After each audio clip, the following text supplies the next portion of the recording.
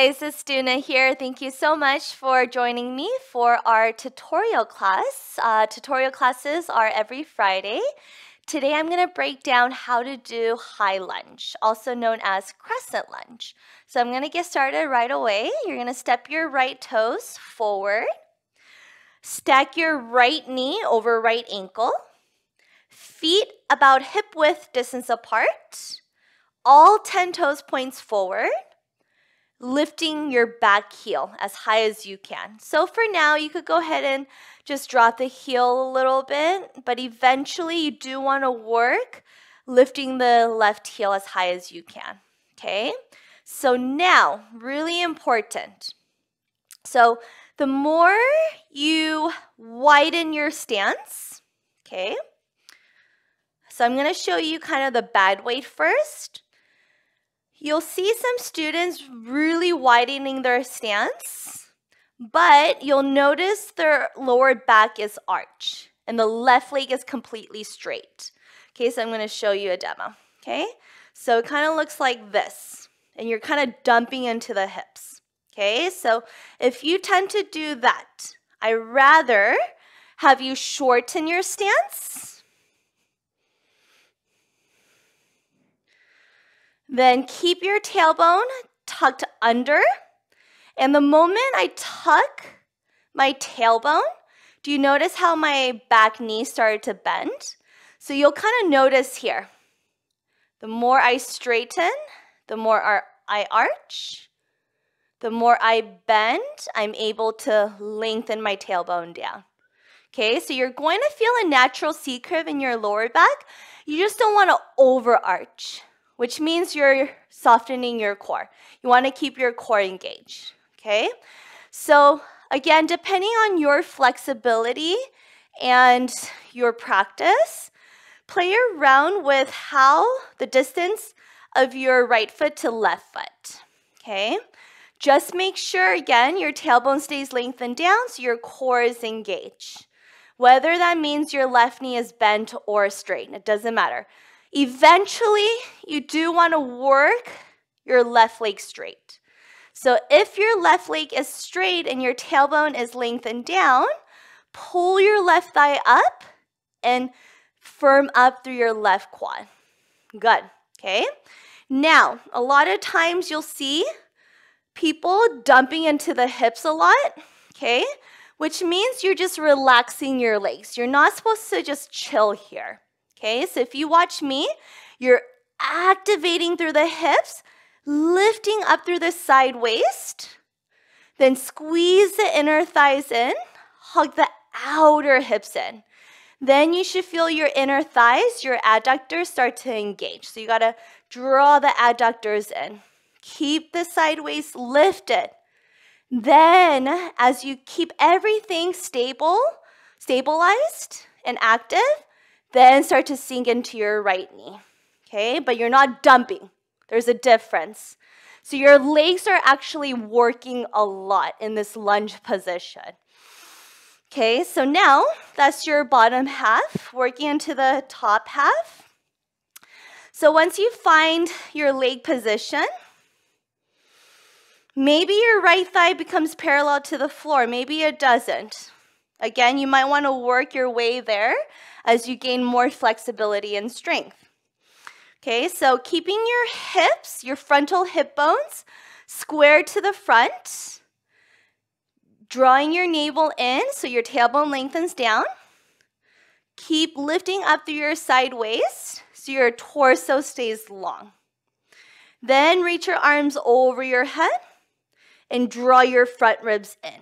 So again, drawing the front ribs in is going to help you neutralize your spine. It's going to help you not arch so much because when you're arching, your front ribs are sticking out. Okay, so you'll notice the difference. Sticking out, drawing the front ribs in. Good. So as you keep your legs active by hugging the inner thighs in, tailbone lengthens down.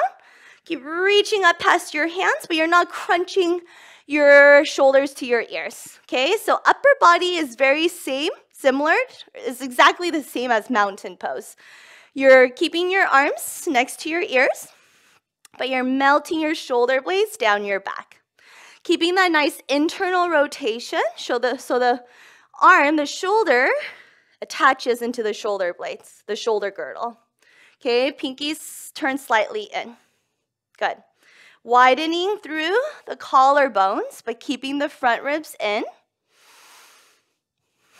And widening through the upper back as well. So you're not crunching.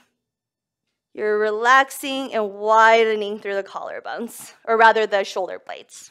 Okay, so putting all that together, we're gonna come into the lunge. I'm gonna switch legs so I balance out my sides.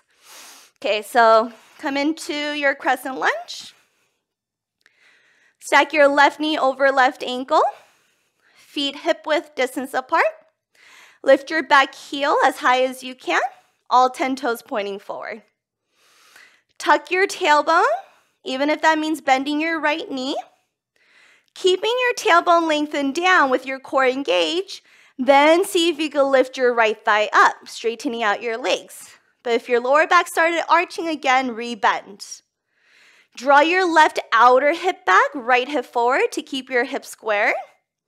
Pull your navel in and up. Draw your front ribs in.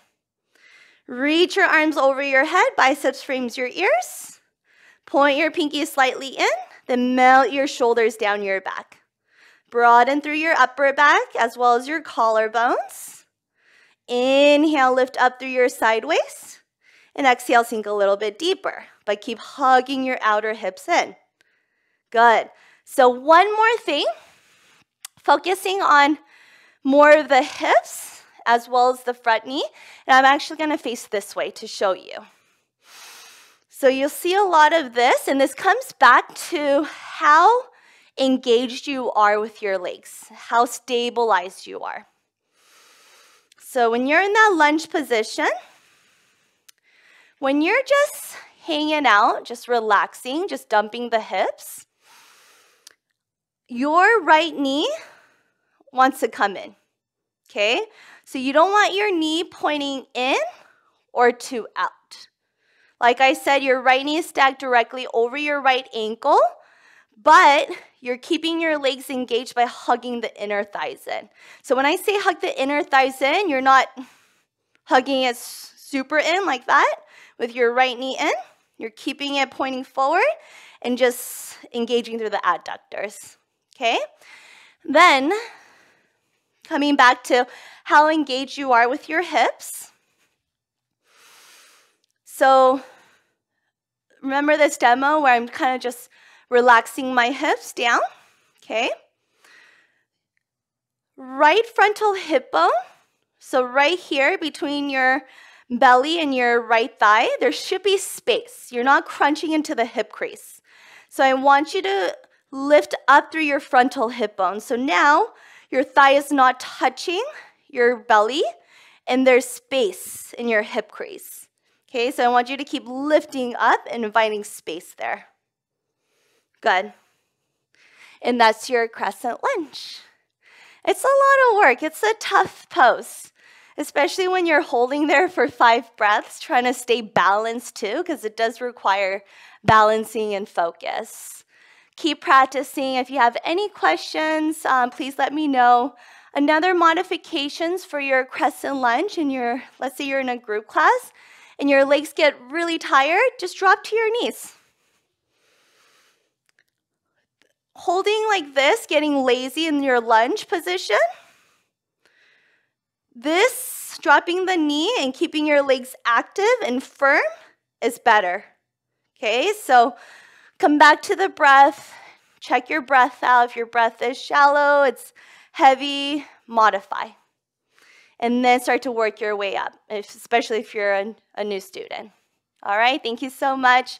If you enjoy this video, please like and subscribe. If you have any request for the tutorial videos on Fridays, please comment below. Thank you so much. Have a great day.